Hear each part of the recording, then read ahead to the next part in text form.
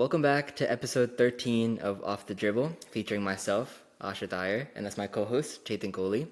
Welcome to our first ever video episode after a few episodes of audio only on Spotify, Apple Music. You can still go check that out. We're still going to upload this audio only as well. But I think it's time to put a name to a face and face to a name for our viewers. Yes, sir. So I think today we're going to continue our segment from last Wednesday, which was ranking all the teams in the NBA, top 1 to 30. And last time we kind of just speed ran it a bit because, the bottom tier of the NBA is we all know what the bottom tier is.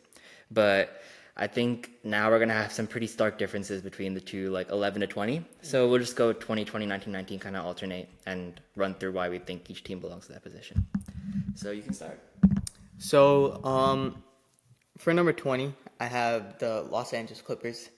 There's nothing really for me to say. They don't have Paul George anymore, who was their 1B kind of player on their team. And the biggest addition they made in the offseason was Derrick Jones Jr., which it's nothing he was really good for the Mavs as a role player, but I don't see him taking that next step as a perimeter all-star player. And also Kawhi is not healthy throughout the season like that, so I don't see them making that big of a splash. So I think they're going to fall out of the playoffs and potentially even fall out of the play-in depending on how other teams play throughout the season. Yeah, I have the Clippers at 20 as well. Kind of similar reasons. I was tempted really to put them at the 21 to 30 range. I think they're going to be a lottery team. Paul George actually meant a lot to that team in terms of what he brought on offense and defense, but I think without him, replacing him with Derrick Jones Jr. is crazy. Yeah. They're hiring Kevin Porter Jr. so crazy. Anyone gets a second chance at the Clippers, I guess, but I don't know. I don't see him really going too far past the 13 or 12 seed in the West.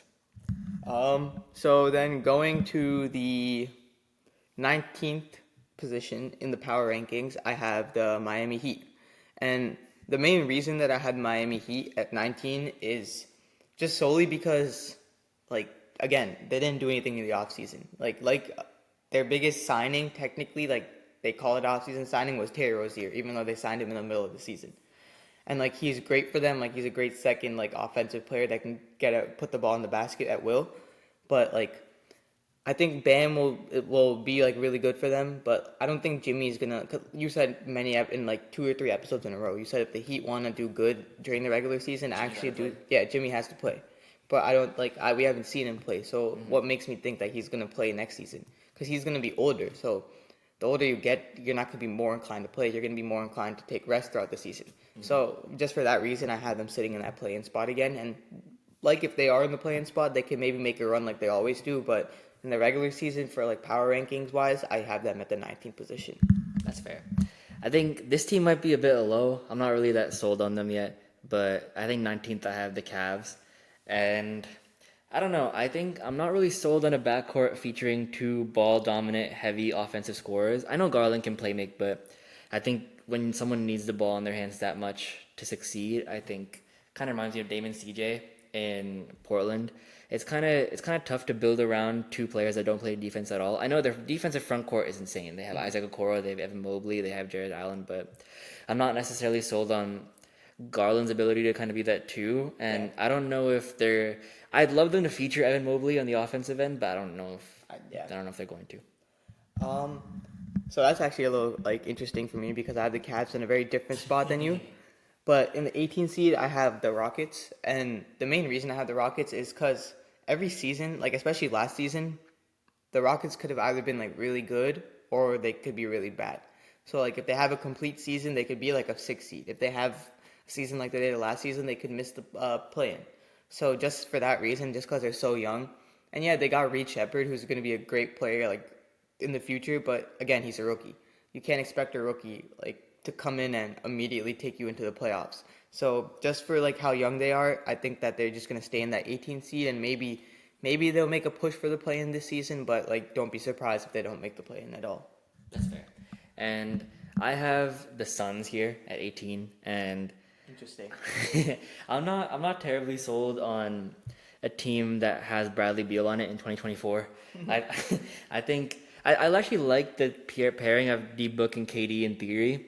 I think someone like Beal kind of takes the ball away from them, kind of forces KD and Booker to play a bit more off ball than they want to. Mm-hmm. And I don't know. I'm not sold on their coaching. I'm not sold on the rest of their roster. Like, Even with the new coaching change, you still. no. And it's tough. I mean, I think KD is one of the all-time great players, but Yeah. it's kind of sad that he hasn't really done anything in the playoffs since he's turned 30. Like, it's been a bit tough for him. So, like, I think KD is going to be really good. I think Booker's going to be really good as individuals, but I don't really see the Suns progressing too far in the regular season. So that's kind of also interesting and kind of really different from me because like the fact that they have KD and Booker, I'm a little bit higher on the Suns, so I had them a little bit higher on my list. So I'll talk about them a little later. But 17th wise, this might be a little hot take again, but I have the Lakers, and I'm not a LeBron hater. This is not me hating on LeBron. I love LeBron. LeBron, one of the greatest players of all time. Just spreading the narrative, bro. Nah. Don't start with that. Nope. But I had the Lakers at 17 because again in the offseason they didn't do anything crazy. Like the Heat, you see them in a lot of different like trade talks, and you see them trying to go after different players, and it's just rumors. They never act on it. And in the draft, they got a really good player in the first round, in Dalton Connect. Like he fell to them at pick 17. That's great for them. It's going to be an NBA ready wing that can come in and score for them, which was a problem for them. And then, but in the second round, they picked Bronny. But like, so if you're like Bronny, like he could be a really good role player in the future. But if you're the Lakers in the position you're in, and you're on the verge of making the playoffs and being a contending team, you want to draft a player that can come in and make an impact right away. Now you have to put in the effort to develop him. So that's going to kind of shift your focus a little bit as a team as a whole. Just because it's Bronny too. Like he's going to have so much attention around him. So like, and LeBron is also going to be 40 years old soon. AD, like he had his first healthy season in a while last season. But even with that healthy season, they were still, they were still the 8th seed. So I don't really see them going any higher than like the 7-8 seed again. Unless they'd make a big splash in the offseason in upcoming months, but we'll see how that plays out. That's fair. I think right here is where I have the Rockets. And I like the Rockets' depth a lot. They have a lot of young talent with Jalen Green, they have Reed Shepherd, they have Jabari Smith Jr., they have Cam Whitmore, Tari Eason. They have a lot of players that can kind of make a difference. Yeah. And they bet on a lot of like young pieces. So they can even include these pieces. I've heard Alperen Şengün for Kevin Durant rumors. I'm not really sure how that fits in the timeline, but yeah, that would be a little interesting. Yeah. But I think the Rockets, I might even have them higher if I did this ranking in the future. Okay. But it's like I like building around that sort of big man in the middle with those guards around you that can shoot. Reed Shepherd, sniper from three. He can shoot the lights out of the ball. And if they hire a good shooting coach, maybe a man can learn a jump shot too. Yeah. I think that alongside maybe they can get someone for Jalen Green because I don't think he really fits there long term. But I like the Rockets' depth a lot, and I think they can make a run, kind of similar to the Thunder from 2 years ago, where they made kind of the play-in sort of area. Okay. So going off that note, moving on to number 16, I actually have the Kings at 16 because you always say this: the Kings are like the most mid team in the NBA. Like they're always just be in the middle. For the past other than that season they got the 3rd seed somehow and made a historic run for them, they're just going to be a mid team. And they did make a really good offseason acquisition in getting De'Aaron DeMar DeRozan, but that's not what they needed to help fix the team. They needed defense and they needed spacing. DeMar DeRozan's the opposite of what you need if you need spacing. He's like the best mid-range shooter in the league. He doesn't have a 3-point shot like that. So they kind of did the opposite of what they need. And so, just because they did add someone and they were already better than the Lakers last season, and they got DeMar DeRozan, that makes them a little bit better already. I had them above the Lakers, putting them at the 16th spot. I have the Kings at 16 as well, but I don't know if DeMar DeRozan necessarily makes them better. Yeah. I think he's kind of it's kind of a lateral movement. I'm not saying he's Harrison Barnes, but I don't know how much he's going to have the ball in his hands to make much more of a difference in the sort of grand scheme of things in the Western Conference than Harrison Barnes did. He doesn't really play defense that much anymore. He's always been a 3-point shooter. And if he was to develop a corner 3-point shot, that would really help the Kings. It helped De'Aaron Fox. He's not really that good of a shooter. But the thing is, at this point in his career, you're not gonna add new things to your game like that, or try to develop something new. Yeah. So I guess they're kind of hoping, I think Jason Kidd with the Dallas Mavericks is a good example of someone who kind of added that thing later. But I don't know. DeMar DeRozan kind of seems like Russ in that sort of like stubborn in their own way. Like, okay, like I'm gonna play my way, and if it doesn't work, it doesn't work type. So, I mean, I couldn't slander the Kings more than I've credited them. But like, I like Sabonis, I like Fox, but I don't really see them going too much higher than like where this point is in the rankings. Yeah. So moving on to number 15, you had the Cavs pretty low. Yeah. And then I'm a little bit higher on the Cavs. So I actually have the Cavs at the 16th spot. 15th spot. The 15th spot, yeah. And this is because like they had the same team as they did last season. Again, they have Darius Garland, Donovan Mitchell in the backcourt. They also have Evan Mobley, Jared Allen, Isaac Okoro. Like that defensive like front court is insane. Like it's really hard to score on. And like even though the backcourt of Donovan Mitchell and Darius Garland doesn't work like too well, it's like good enough for them to kind of compete in the East. They might not be a contending team, but they're going to be in that 4 to 6 range throughout the season. So that's why I have them at the 15th seed. Like if Darius Garland does end up getting traded or something happens, maybe my positioning for them might change, but for now that's where I have them. That's fair. Well, for me, I don't think you said this team yet, so I'm assuming you have them a lot higher, but I have the Pacers here. Okay. And interesting, yeah. I just think the style of play that the Pacers play, I don't really see it working too well in like the long run. I think it's really good for short stints, but I think the sort of 7 seconds or less like run and gun sort of offense with like little to no defense, I think that kind of doesn't sustain. Yeah. Like I think I actually like the progression of Tyrese Halliburton a lot. I like Siakam a lot. It's kind of like that go-to scorer at the end of games. I like Obi Toppin, but I don't really see them sort of progressing too far in the East again. I don't think it's the conference finals, but it's kind of like a fluky kind of conference finals run. No Bucks, like the Knicks are really hurt. So I don't necessarily. I think the Pacers got a bit too far, like early. Because now if they lose in the first round, it kind of looks like a huge downgrade. When in reality, I think last season was kind of just like a fluky sort of run out of nowhere. Yeah.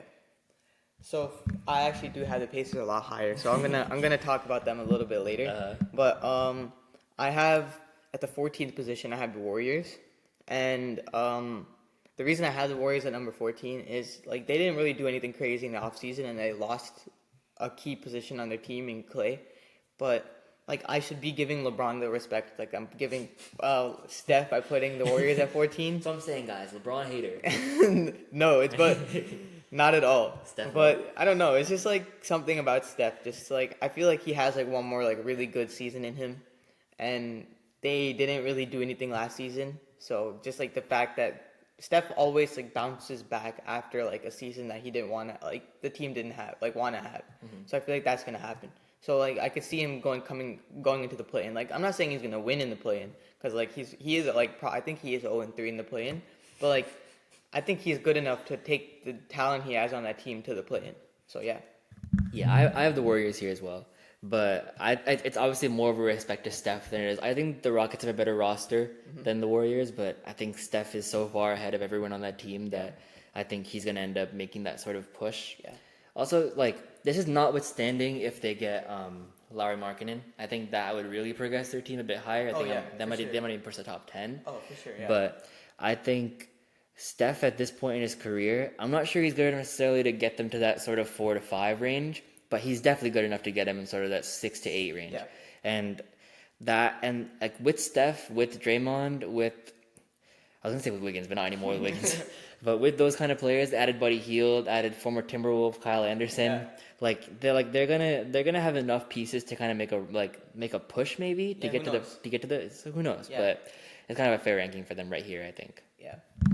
So going to number 13, I have the Phoenix Suns, and Aashrith probably doesn't like that at all.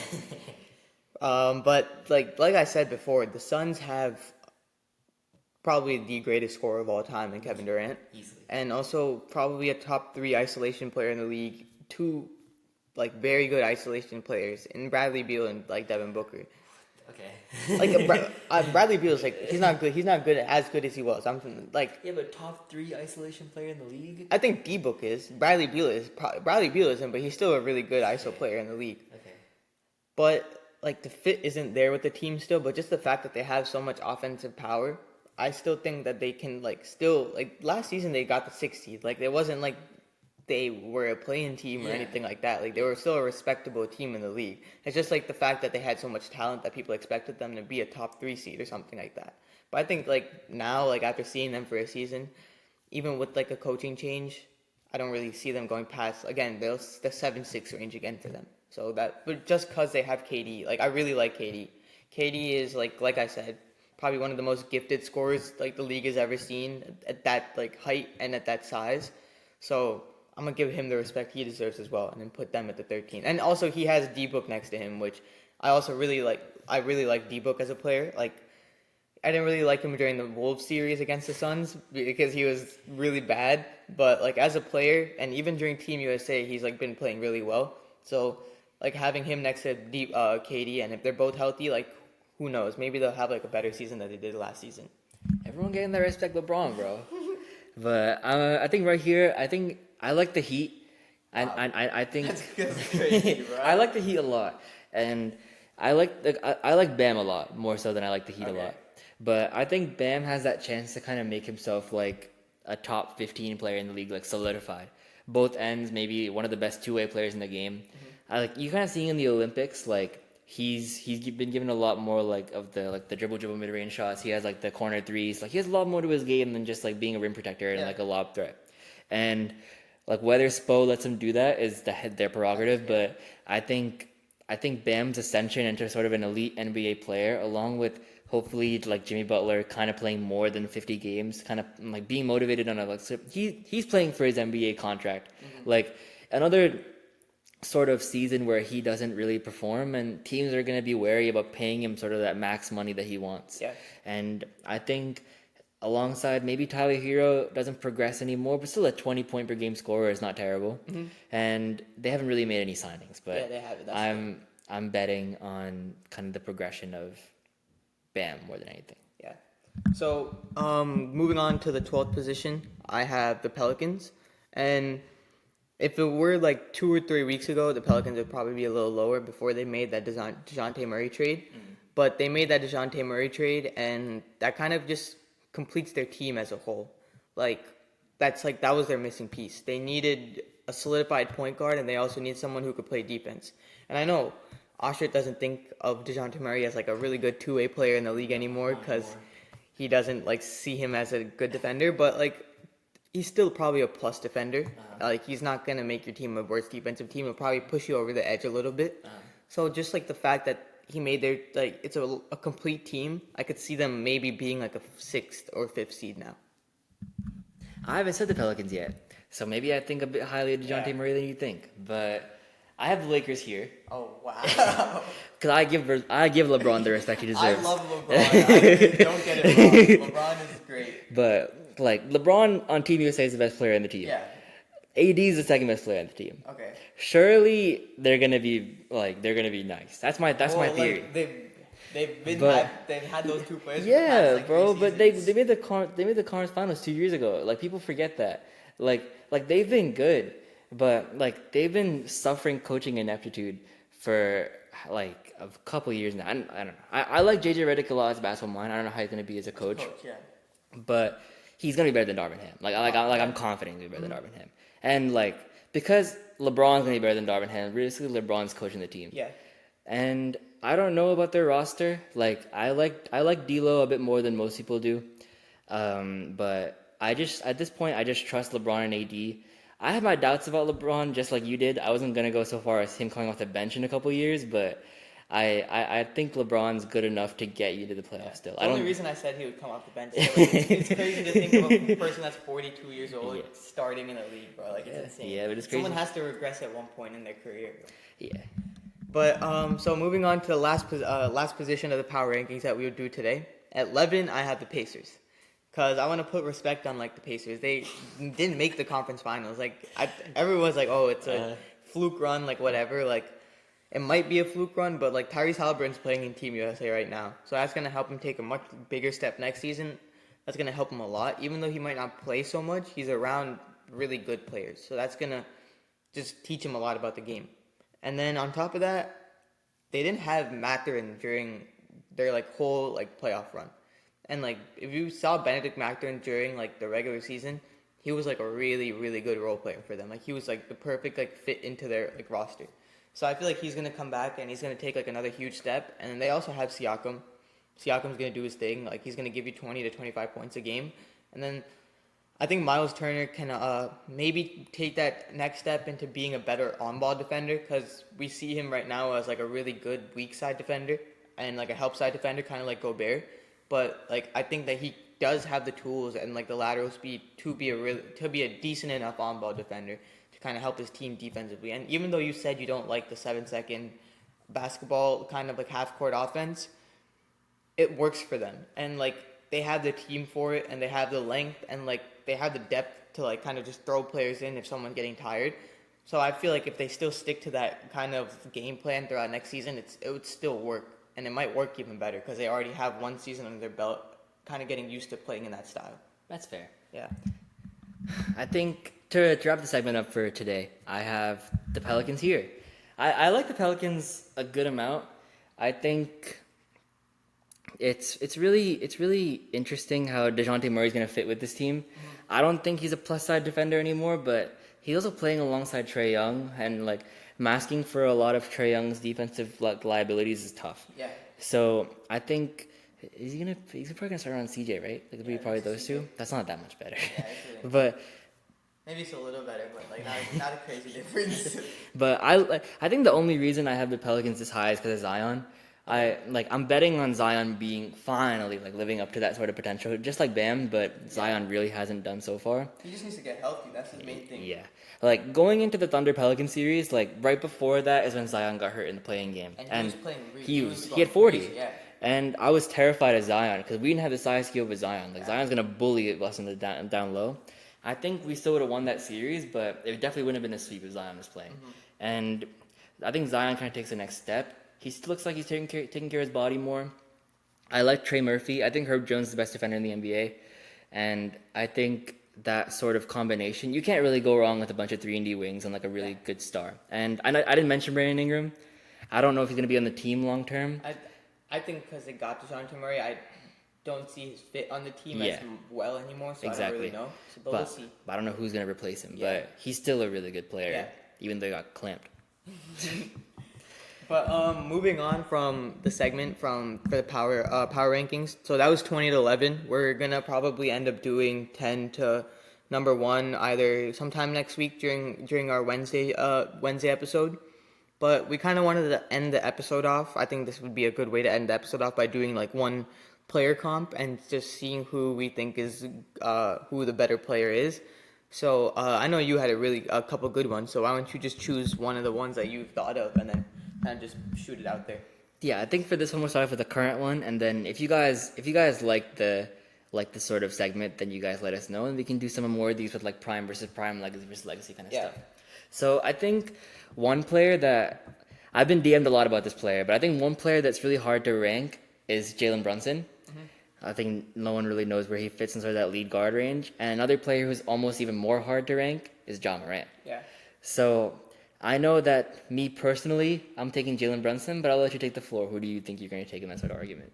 So, again, probably get a lot of hate for this because people... I don't know.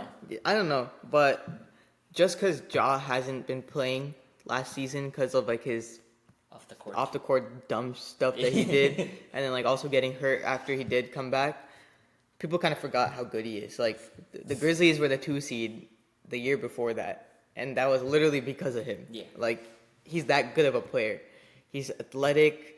He's shifty. He can play make. Again, like, I think he's, like, probably a top 10 playmaker in the league when he's healthy. Like, he averages, like, 8 to 9 assists a game when he's, like, playing consistently.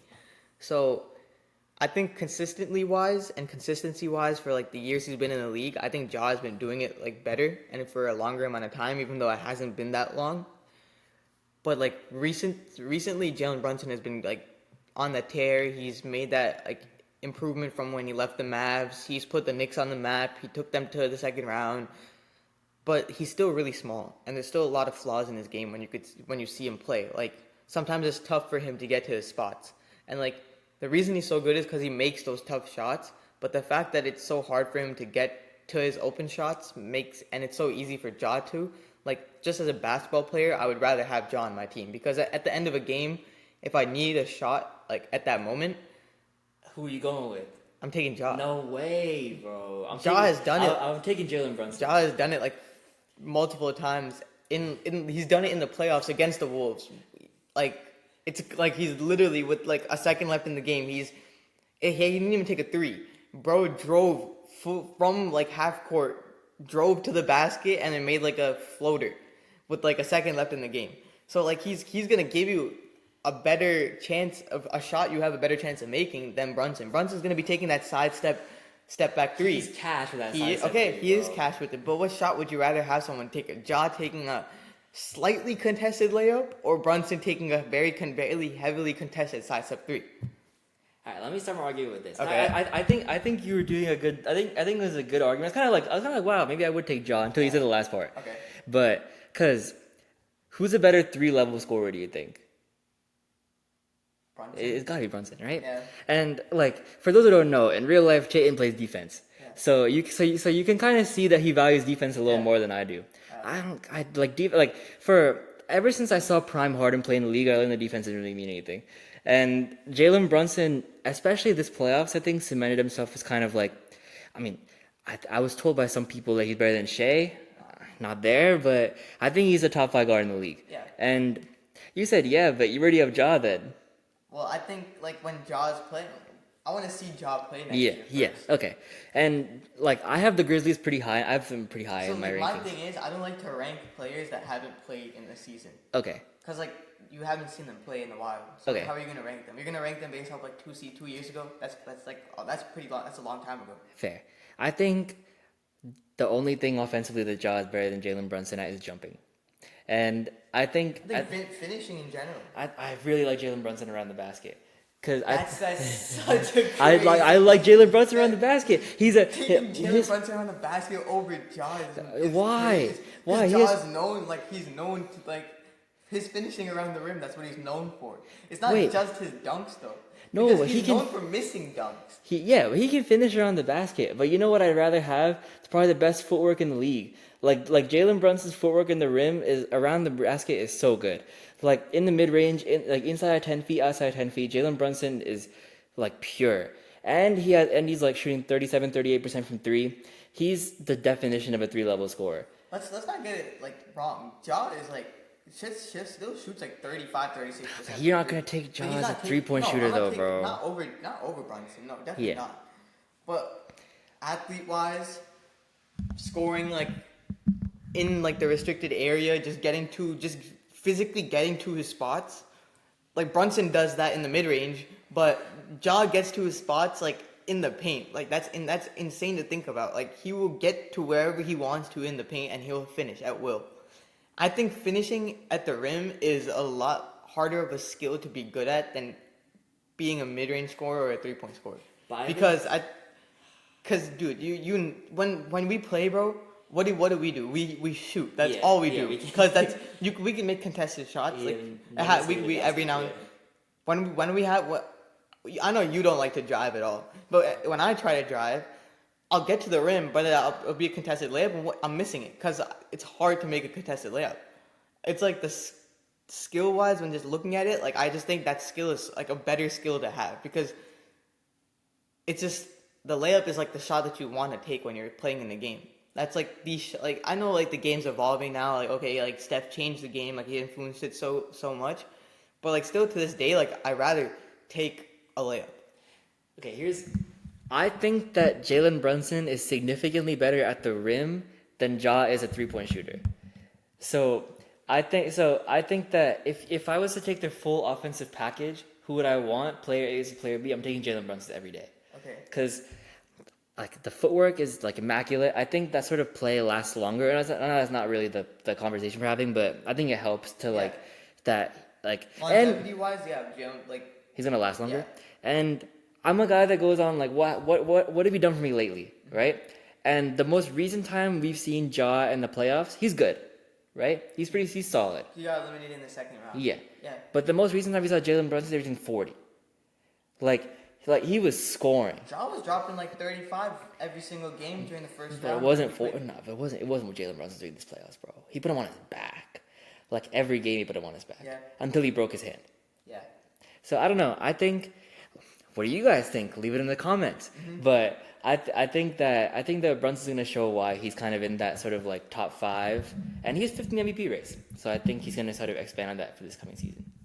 Like you said, how Brunson's gonna show like why he is like that well deserved and deserves the money even though he took the pay cut. I think Ja's gonna come back and like, I hate the Grizzlies too, like as a team, because like they talk a lot and like they like played the Wolves a lot, and it's like just watching them play, they play like really like aggressively, but they don't have Dylan Brooks on the team, so I kind of probably like them a little better.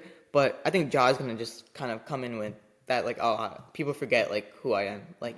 I can average 30 points a game and drop 10 assists any night that I want to. So I think he's going to come back and do that, and he's going to do that in like really like crazy. Like you're probably going to see some crazy job posters next season too.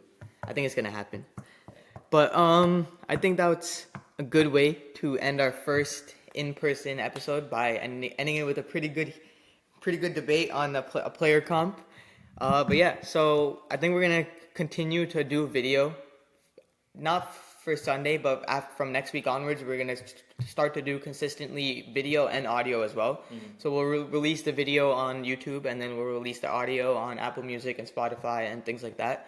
So just keep staying tuned for that. And then we're going to be doing, for Sunday, it'll just be an audio episode because both of us have something to do, so we're not going to be able to meet in person. But yeah, so it was a great first video episode, and stay tuned. And anything else you want to say? Yeah, stay tuned. Stay tuned next week for a football episode. Oh, yeah. We're gonna diversify the content a little bit on Off the Dribble, maybe off the gridiron. But stay tuned next week for some new content. And yeah, next week we'll also finish the rankings. And yeah, look to see this video on YouTube. Still subscribe to Spotify, subscribe to YouTube, subscribe to Apple Music, wherever you get your podcasts. And yeah. Yes, sir. This is Off the Dribble signing out. Peace.